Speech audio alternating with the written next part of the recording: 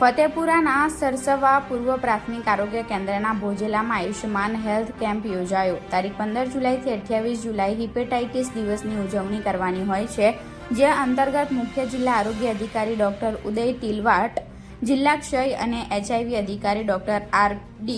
પહાડિયા, તાલુકા આરોગ્ય અધિકારી doctor Suresh V. અમલિયારના માર્ગદર્શન હેઠળ ભોજેલા આયુષ્યમાન આરોગ્ય મંદિર ખાતે HIV, AIDS, hepatitis B, TB, Chandipuram, sickle cell, syphilis જેવા રોગો વિશે પ્રચાર પ્રસાર કરવામાં આવ્યા.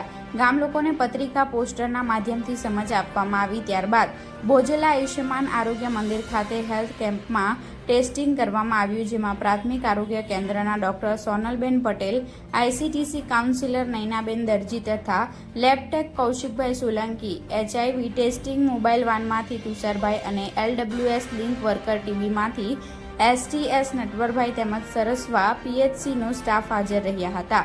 આ કેમ્પમાં કુલ 116 લાભાર્થીઓનું ટેસ્ટિંગ કરવામાં આવ્યું હતું.